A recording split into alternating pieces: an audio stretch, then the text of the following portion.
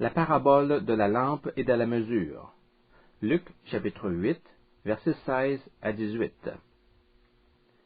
À la suite de la parabole du semeur, le Seigneur Jésus poursuivit son discours en enseignant une autre parabole.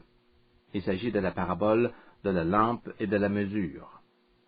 Elle apparaît à deux endroits, en Luc chapitre 8, versets 16 à 18, et en Marc chapitre 4, versets 21 à 25. Lisons tout d'abord le passage dans l'évangile de Luc. Personne, après avoir allumé une lampe, ne la couvre d'un vase ou ne la met sous un lit, mais il la met sur un chandelier, afin que ceux qui entrent voient la lumière, car il n'est rien de caché qui ne doit être découvert, rien de secret qui ne doit être connu et mis au jour. Prenez donc garde à la manière dont vous écoutez, car on donnera à celui qui a, mais à celui qui n'a pas, on ôtera même ce qu'il croit avoir. J'aimerais aussi vous lire le passage parallèle qui se trouve en Marc, car nous y ferons référence. Remarquez que les deux textes ne sont pas identiques. Il leur dit encore, « Apporte-t-on la lampe pour la mettre sous le boisseau ou sous le lit? N'est-ce pas pour la mettre sur le chandelier? Car il n'y a rien de caché qui ne doit être découvert, rien de secret qui ne doit être mis au jour. Si quelqu'un a des oreilles pour entendre, qu'il entende. » Il leur dit encore, « Prenez garde à ce que vous entendez. On vous mesurera avec la mesure dont vous vous serez servi, et on y ajoutera pour vous.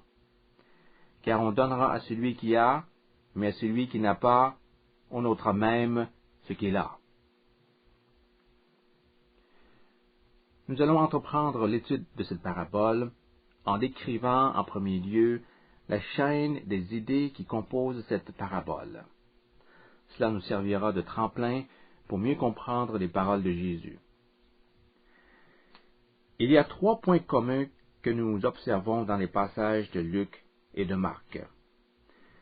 Tous ces points sont liés les uns aux autres. Premièrement, une lampe est allumée.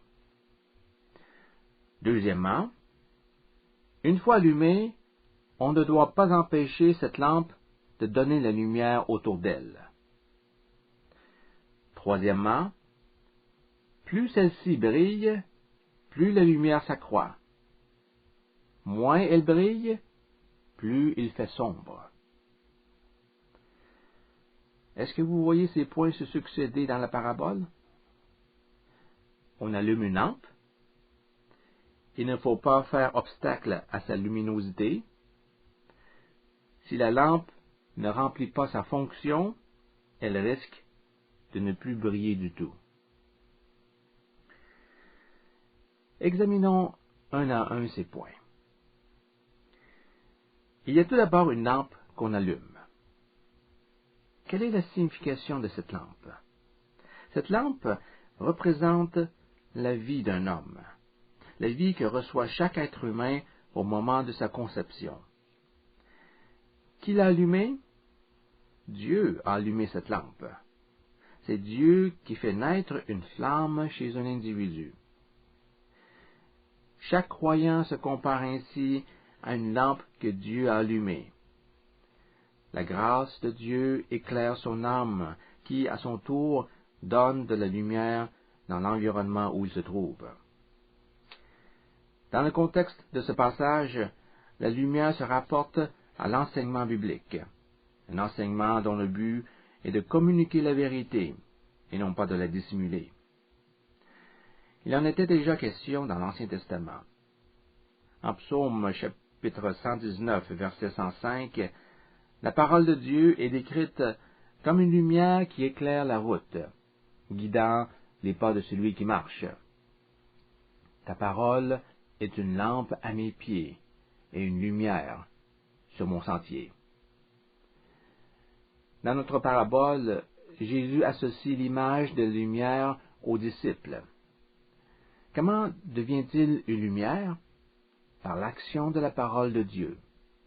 La parole du Seigneur est une puissance capable de transformer un individu en une lumière spirituelle et de devenir alors la lumière du monde.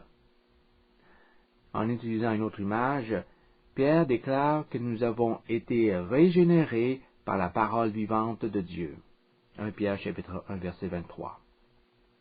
Cette lumière vivante est engendrée en nous par la parole de Dieu, et la parole de Dieu nous est transmise par la vie et l'enseignement de Jésus.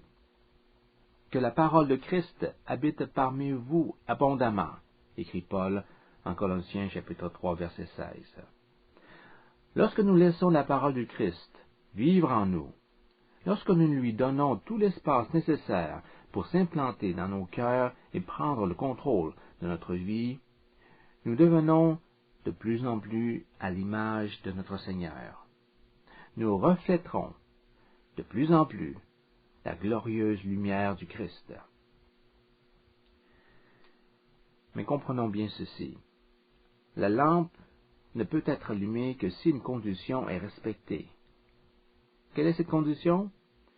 Nous devons répondre à l'invitation d'aller vers Jésus, celui qui est, dans un sens absolu, la source de toute lumière qui vient dans le monde. Jésus l'enseignant en ces termes. Je suis la lumière du monde. Celui qui me suit ne marchera pas dans les ténèbres, mais il aura la lumière de la vie. Jean chapitre 8 verset 12. Celui qui me suit aura la lumière de la vie. Seul celui qui le suit recevra sa lumière. À l'inverse, quiconque ne le suit pas demeurera dans les ténèbres et s'égarera. Suivre Jésus signifie venir à lui dans la repentance, croire en lui comme Sauveur et Seigneur, puis lui remettre complètement sa vie. C'est donc celui qui conforme toute sa vie à la sainte vie du Seigneur qui aura en sa possession la lumière de la vie, c'est-à-dire une connaissance de Dieu qui le délivre de l'obscurité du péché et donne vie à son âme. En ayant la lumière du Christ en nous, nous devenons alors nous-mêmes des lumières. Autrefois vous étiez ténèbres, dit-on en Éphésiens chapitre 5 verset 8. Et maintenant, vous êtes lumière dans le Seigneur. Deuxièmement, Jésus insiste sur l'importance de permettre à la lampe de remplir sa fonction première, soit de donner de la lumière afin que ceux qui entrent voient clair. Il serait insensé d'allumer une lampe pour ensuite la recouvrir d'un vase ou la mettre sous un lit. Lorsque Dieu allume notre lampe et fait de nous des lumières, il veut que cette lumière resplendisse, et non pas qu'elle soit cachée. Il arrive néanmoins que la lueur d'une lampe soit à peine perceptible, parce que les choses lui font obstacle. Dans ce cas, on ne peut pas l'attribuer à Dieu, c'est plutôt l'homme qu'il faut mettre en cause. Divers objets peuvent être utilisés pour couvrir notre lumière. Luc mentionne un vase. Lorsque vous allumez une lampe, vous ne la recouvrez pas d'un vase. Marc mentionne un boisseau. Lorsque vous allumez une lampe, vous ne la placez pas sous un boisseau. Ces deux évangélistes citent le lit. Lorsque vous allumez une lampe, vous ne la mettez pas sous un lit. Qu'est-ce que tout cela veut dire? Le message à saisir est le suivant. Ne laissez pas le monde couvrir ou voiler votre témoignage chrétien. Si le monde plane au-dessus de vous tel un épais nuage, l'éclat de votre lumière en sera affecté. Il se peut même que votre lampe ne brille plus du tout. Notez que toutes ces choses se trouvent littéralement au-dessus de vous. C'est comme si vous vous trouviez sous un vase, sous un boisseau ou sous un lit. Comment cette lumière peut-elle briller quand tous ces objets entravent sa clarté? Un boisseau est un récipient utilisé pour les matières sèches, notamment les céréales. Il s'agit également d'une capacité de mesure pour les céréales. Quand on parle de céréales, on pense au blé, à l'orge, au maïs. Autrement dit, il est question de nourriture. Si vous laissez vos préoccupations pour la nourriture vous couvrir, votre lampe ne donnera pas autant de lumière qu'elle devrait. Qu'en est-il de la vase? Nous avons mentionné que le boisseau contient de la matière sèche.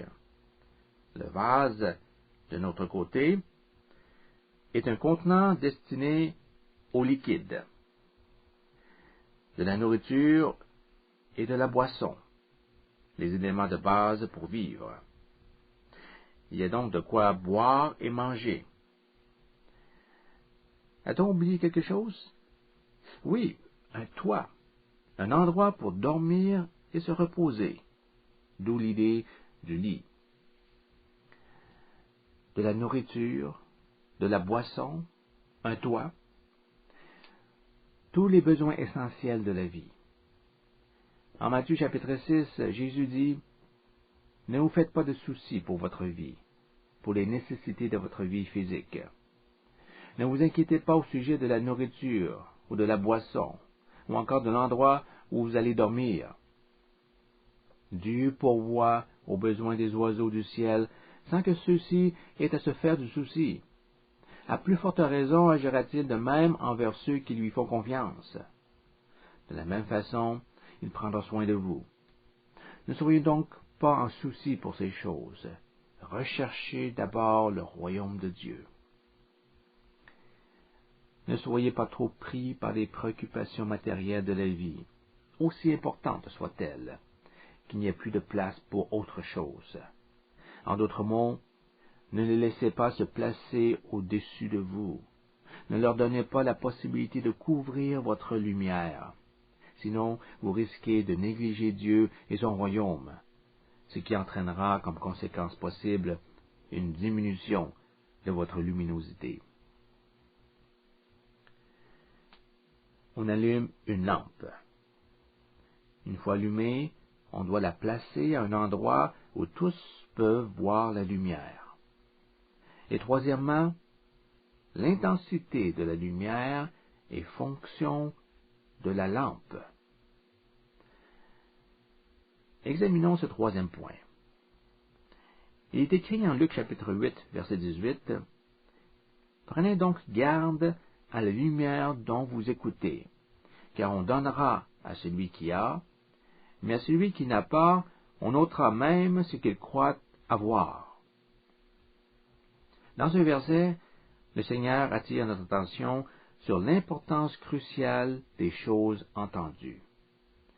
Cette mise en garde est motivée autant par les paroles qui la précèdent que celles qui la suivent. Souvenez-vous de la déclaration de Jésus au verset précédent. « Car il n'est rien de caché qui ne doit être découvert, rien de secret qui ne doit être connu et mis au jour. » Ces paroles évoquent clairement le jugement.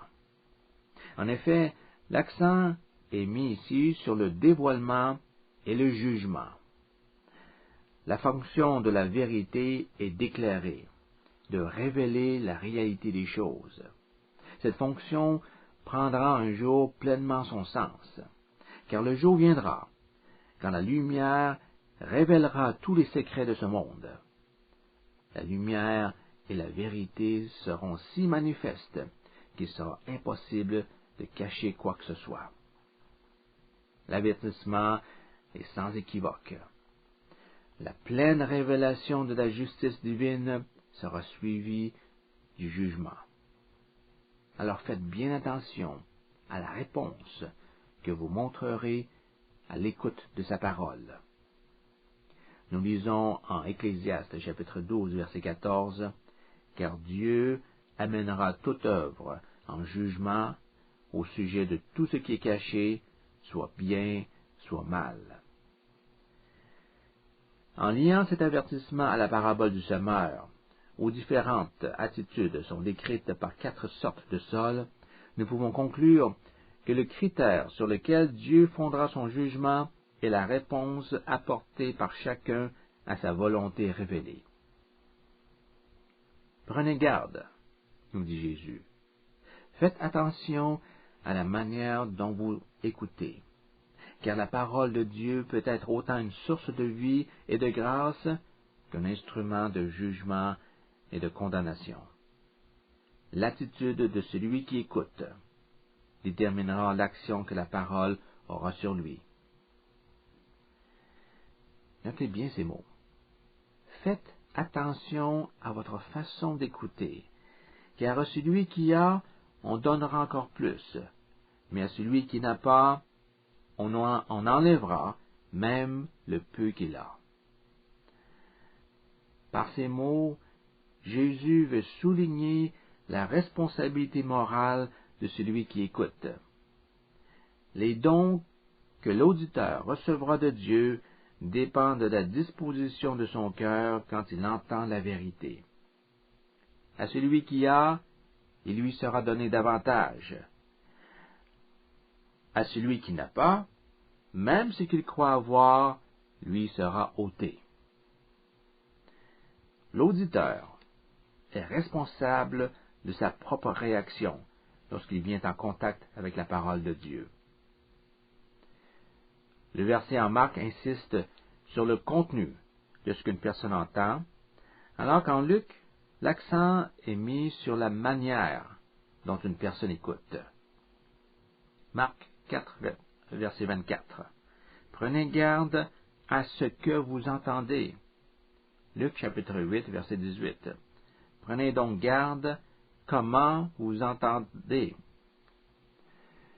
Ces deux aspects sont intimement liés, puisque la façon d'écouter le contenu d'un enseignement donné aura un impact direct sur sa réaction et sur ce qu'il choisit d'assimiler.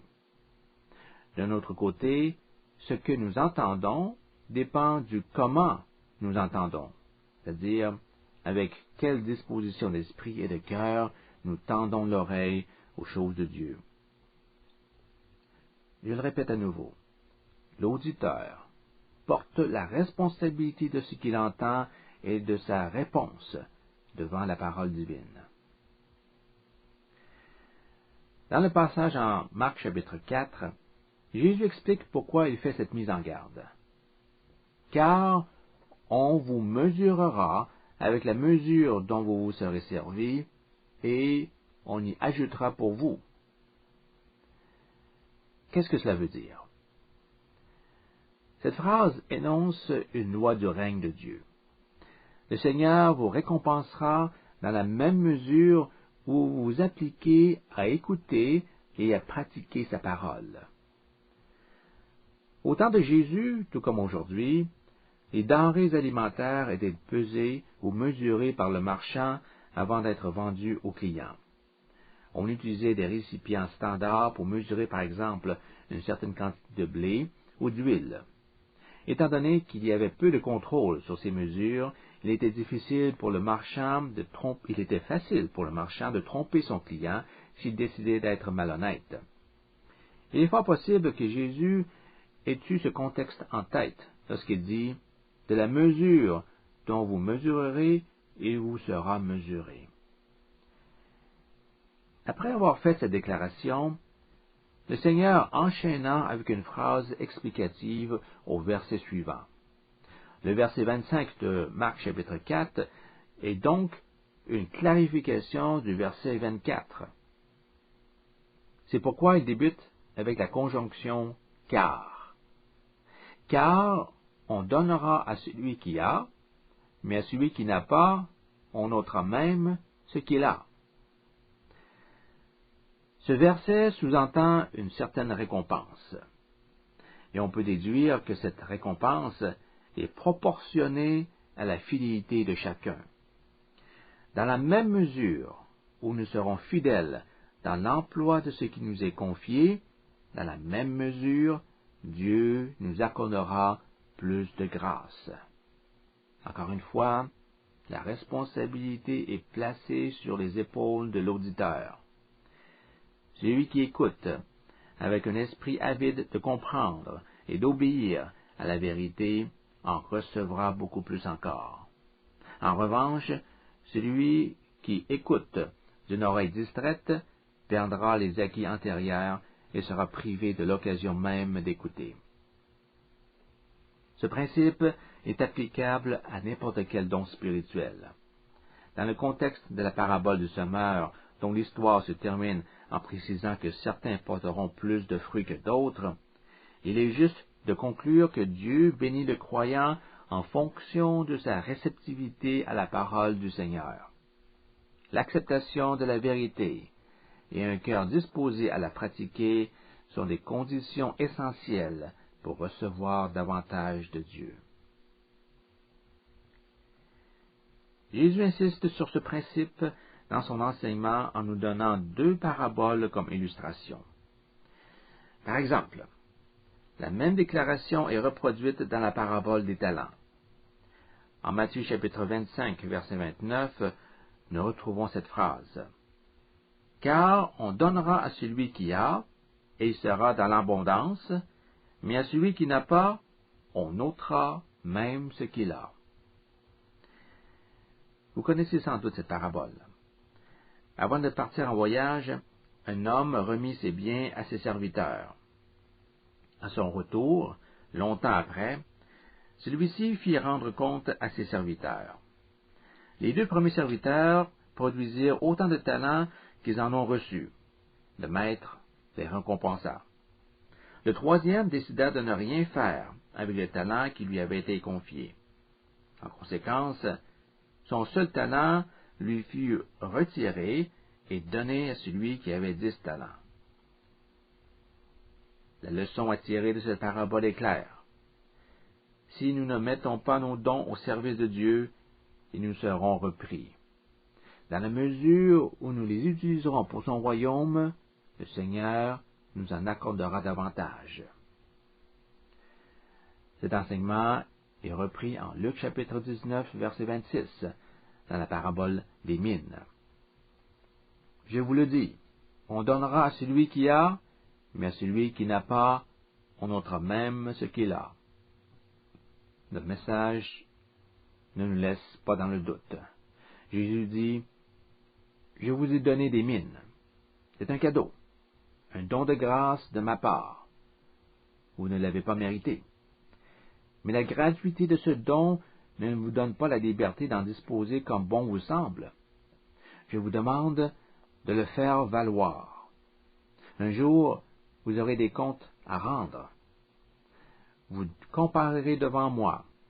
Vous comparaîtrez devant moi pour expliquer comment vous avez exploité ce que je vous ai confié. Quand Dieu nous donne la lumière, il s'attend à ce que nous l'utilisions à son service. Certains croyants semblent penser que la grâce de Dieu fait tout le nécessaire pour le développement de son Église, indépendamment de leur propre contribution. Il est vrai que tout ce que nous possédons vient de Dieu. Mais si nous ne faisons pas fructifier ce qu'il nous confie, son royaume ne pourra pas en profiter. Voyez-vous, on ne peut pas dissocier la grâce divine de la responsabilité humaine. Ce lien est clairement exprimé en 2 Timothée 1, chapitre 6, où Paul dit à Timothée, « Je t'exhorte à ranimer le don de Dieu que tu as reçu par l'imposition de mes mains. » Timothée avait reçu un don de Dieu, et il semble qu'il ne l'ait pas utilisé adéquatement. Paul a alors senti le besoin de lui dire, « Rallume le don de Dieu, ravive la flamme que Dieu a allumée en toi. » Notez bien ceci. Même le don de Dieu doit parfois être ravivé. Ce verset nous reporte directement à la parabole de la lampe. Celui qui a reçu un don et ne l'exploite pas est semblable à celui qui, après avoir allumé une lampe, la laisse s'éteindre ou la cache derrière un écran et demeure ainsi dans l'obscurité. La même idée se répète en 1 Pierre chapitre 4 verset 10, où l'apôtre Pierre écrit « Comme de bons dispensateurs des diverses grâces de Dieu, que chacun de vous mette au service des autres le don qu'il a reçu. » La grâce de Dieu se rapporte ici au don que le Seigneur offre gratuitement aux disciples. Elle parvient jusqu'à nous, mais elle ne devrait pas s'arrêter à nous en raison de notre négligence. Chaque chrétien est appelé à être un bon intendant du don qu'il s'est vu confier en l'employant au service de son prochain. Il est le canal par lequel la bénédiction de Dieu peut atteindre les autres. Encore une fois, nous observons que la grâce de Dieu est donnée aux croyants afin qu'ils l'utilisent pour remplir une fonction particulière. Dieu nous en confie la responsabilité. Et mentionnons à nouveau ce principe. Le Seigneur mesurera ce qu'il nous donne avec la mesure que nous employons nous-mêmes. Si nous n'utilisons pas nos jambes, celles-ci vont graduellement s'atrophier. Si nous prenons régulièrement de l'exercice, elles seront fortes et agiles. Ce qui est vrai pour notre corps l'est autant pour notre vie spirituelle. Les dons que nous avons continueront à nous être donnés ou non selon la manière dont nous les utilisons pour le royaume de Dieu. Si nous n'exerçons pas les dons que Dieu nous a accordés, ils nous seront repris. Si nous partageons aux hommes la lumière qui est en nous, celle-ci brillera davantage. Il ne faudrait pas évidemment conclure que l'admission d'une personne dans le royaume de Dieu se fait sur la base d'efforts humains. Cette parabole veut nous montrer toute l'importance d'une écoute active de la vérité, comme nous l'avons également vu dans la parabole du semeur. Une écoute qui se traduit par une mise en pratique de la parole divine dans nos vies. La parabole de la lampe et de la mesure appelle le chrétien à agir comme une lumière dans le monde par la proclamation du message du salut. On allume une lampe afin que tous voient la lumière, nous dit Jésus. Il serait absurde de la couvrir d'un objet. Le Seigneur nous exhorte à pratiquer notre témoignage chrétien à la vue de tous et à exploiter toutes les occasions possibles pour répandre l'Évangile. Et pour mener à bien cette tâche, Dieu a distribué des dons à chacun. Celui qui se montre fidèle dans l'usage de ces dons peut s'attendre à en avoir davantage. Dans le cas contraire, celui qui les garde pour lui-même court le risque de tout perdre.